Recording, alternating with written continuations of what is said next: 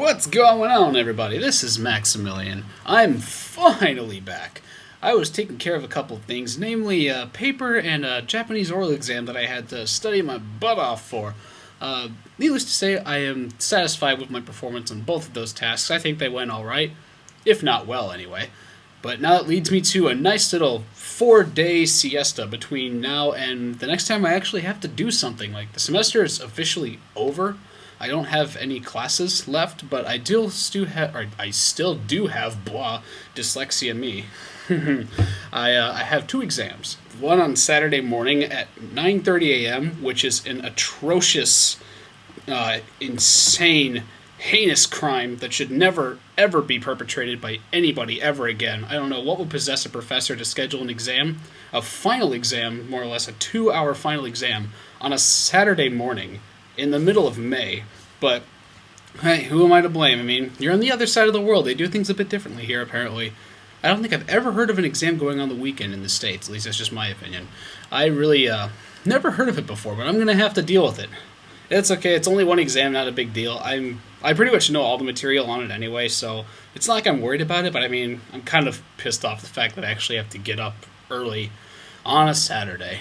And my sleep schedule is not good right now, so getting up that early is going to be a bit difficult, to say the least. Although, considering I have these next 4 days off, I'm going to be doing a great deal of nothing, and it's going to be amazing. And after that, I have one more final on Monday, and then I am done! Yeah! Unfortunately, I won't be able to come back to the States for about another week and a half or so after I'm done. So I'll take that time to maybe explore Hong Kong a little more, get to know some good restaurants, get acquainted with some people, do some shopping, the whole shebang. Probably should get a new suitcase too, because my other one's falling apart. And I have to tell you guys, if you're ever going abroad, or maybe just even taking a trip with a lot of luggage, make sure that it's rolling luggage and the handles on the rolling luggage are working. Because if you've ever tried to hunch down and carry them by the strapped-on handle or the sewn-on handle, oh, that's just a pain in the butt.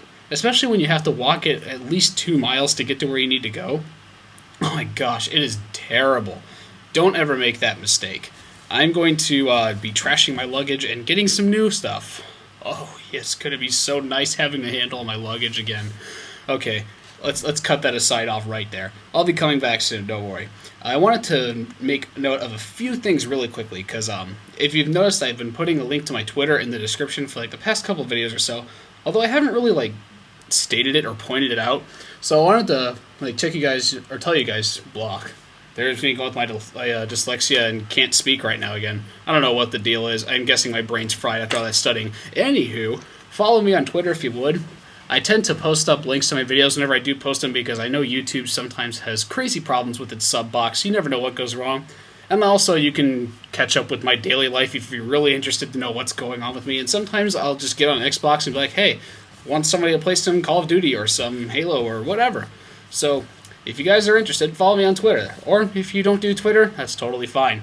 I just figured I'd put that out there because it helps me stay connected with you guys, and it makes this experience a lot more enjoyable. Also in the description is my good friend Mitch, who does the background for my channel as well as the intros for all of these videos. He's a really nice guy, and I gotta tell you, his GFX work is pretty incredible. This guy's really talented when it comes to GFX and VFX work. So, go ahead and head on over to his channel, sub him up, tell him I sent you, and maybe if you want a background or something, he can help you out there, because this guy is the bomb diggity. There is really no other way to describe Mitch. Mitch is awesome. Anywho, let's get back to Pokemon. Not really much going on in this episode. Right now I'm just trying to get a feel for where I'm at in Goldenrod City, because it's humongous.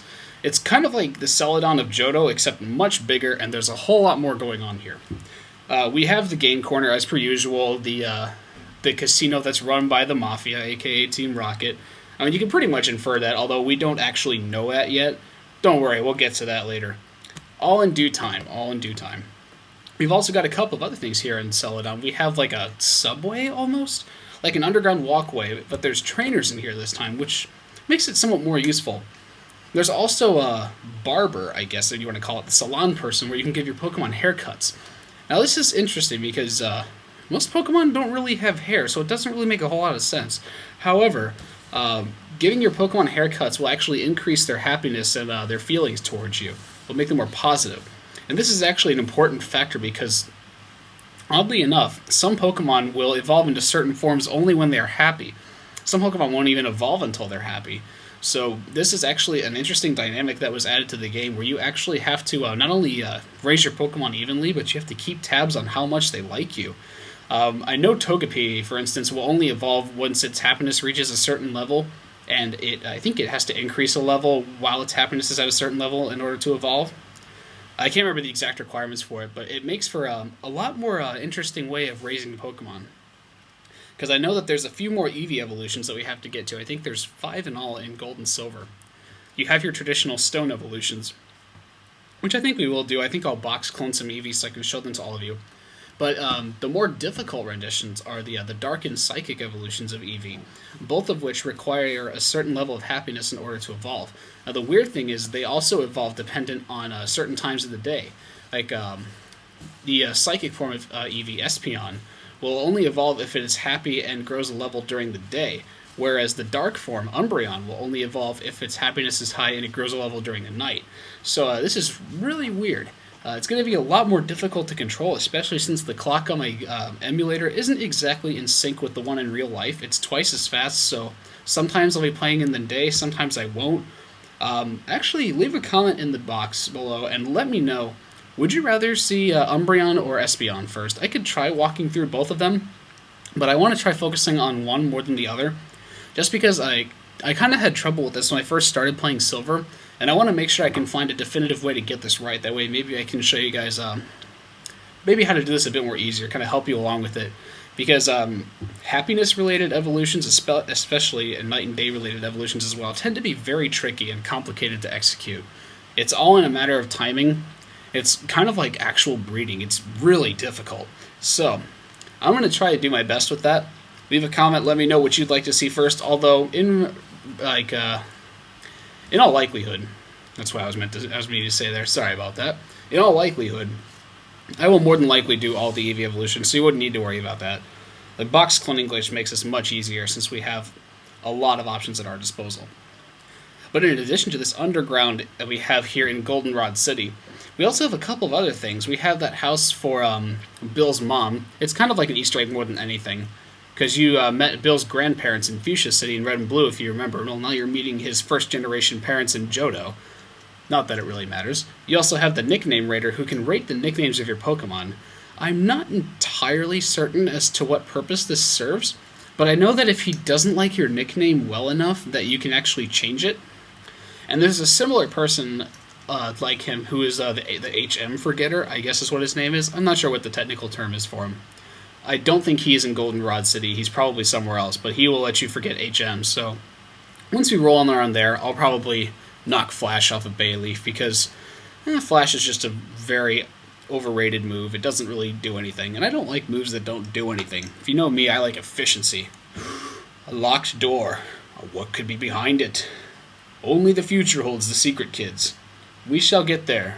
Someday. Someday. So much mystery and tension building up in the game right now. You're just overwhelmed with excitement, I'll bet. Just getting out of your pants giddy to see what's behind that door. Well, too bad. Pokemon says you can't look at it yet. Don't worry, though. We'll get there. I know what's behind the door. You probably do know what's behind the door anyway, because I'm assuming you've played this before. And if you haven't, well, it's probably not that hard to figure out. I mean, come on. Use a little bit of the deductive reasoning, and you'll probably figure out exactly what's behind the door. Hint, hint. Okay, so enough of that tangent. One of the most important features of Goldenrod City is the radio tower. And this is actually going to be a very important landmark later in the game, but also the radio can hold some very interesting information for you. It lets you get some information about various Pokemon that are popping up around the world. But one of the more interesting things is the lucky number game, or whatever it is they call it, or lucky number show, where once a week they get a random trainer ID, and if it matches the trainer ID of one of your Pokemon in your party, you win a prize. Now, this was made to encourage people to trade Pokemon within Game Boys. Excuse me. My gosh. Oh, super belch. Excuse me. My gosh. I'm so sorry about that. The pizza's making a comeback, kids. That random number is assigned to a Pokemon or trainer number on your Pokemon in your party, and if you have it, you win a prize. I haven't actually won it yet because, well, statistically speaking, your odds of winning are literally 1 in 100,000. And since it only changes once a week, it's pretty much impossible. If you have like 20 or so friends you trade with, eventually you'll probably come across something. I mean, in theory, you could just keep starting new games over and over again and get new trainer numbers to trade every time, but I've never actually seen anybody win it. And I can't say for sure what the prize is, although I've heard rumors that it's a Master Ball. I could be wrong there. I'll have to look it up later, and I'll tell you guys more about it. But that's just the radio tower. It gives you a lot of information, and it also gives you a radio card. If you complete a simple 5-question quiz, and don't worry if you mess up the first time, because you can take it as many times as you want. It's like a driver's test, only much easier. The case for the game corner is actually hidden underground. It's really not that hard to come by, but I don't think there's nearly as many people willing to hand out free coins as there were in Celadon, so you'll have to buy some. But there's a couple more interesting games like card flipping, which is much easier, but it's harder to get coins with. I don't know about you, but I never really gambled at the Pokemon casinos per se. I usually just waited until I got enough money and then bought the coins outright so I could buy the TM. Although there really isn't much anything of interest at these prize redemption slots, these casinos, so I don't really worry about the one in Goldenrod City. It doesn't hold that much value to me. However, one thing that does hold value to me in Goldenrod City is the railroad. This is what joins the Johto and Kanto regions, kind of like the bullet train, the speedway, because you can fly between cities in the Johto region and in the Kanto region, but you can't fly from one region to the other, which kind of sucks. However, the railroad fixes this problem. As you'll notice, it's not open yet because you haven't discovered the Kanto region exists yet. That's much later in the game. But once you do, you can use that as a fast track to get between the Johto and Kanto regions, and then from there you can fly between cities at your leisure. So, definitely very useful and something to note. If you ever need to get to Kanto in a hurry, just hop on over to Goldenrod City and take the train. I'm pretty sure you have to get some kind of a pass to take it, but it is unlimited, so you don't need to worry about it.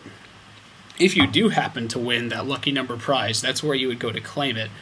So if you could ever somehow hope to get a Pokemon that would match with it, I highly doubt, at least anyone that I know ever has. I doubt that I will too. Although I'm pretty sure you could find somebody who's recorded it happening on YouTube or something, so go ahead and check it out. I'll have a look at it myself, and honestly, it's just probably one of the most useless Easter eggs in the whole game. The radio card is nice though, so talk to this person over here on the right, take the quiz, don't mess up like I did, because really it's not that difficult. Take it again if you have to, and get yourself a radio card. After that, you can continue exploring Goldenrod City, but after that, there's really not too much going on here. There is a gym, but seeing as how we pretty much spent the whole episode taking a rather grand tour of Goldenrod, I'll save that for the next episode. Now, in the next episode, I'm going to want you guys to leave a comment for your Elite Four Pokemon. I know I didn't do that in the previous one when I fought Bugsy. Unfortunately, though, you guys kept on top of it and did it anyway, so I just wanted to thank you guys for staying on top of things that I'm supposed to keep track of. I love it when you remember things that I don't. You guys are awesome. So, what I'm going to do now is I'm going to get ready to fight Whitney.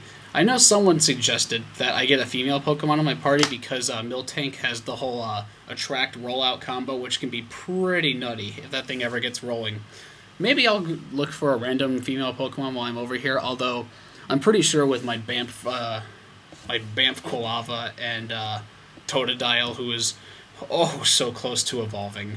I want him to evolve so bad. It gets so much better once he evolves. I think we'll be okay. And if worse comes to worse, we can just stock up on super potions. Although I think rollout actually does increase, kind of like Rage. It increases in attack power with each time you use it. So that could be a problem. Worst comes to worst, we can just use Ghastly, because Ghastly ain't taking no rollout damage, brah. Alright, this has been another episode of Pokemon Silver with Maximilian. I'll see you guys in the very near future. Ciao!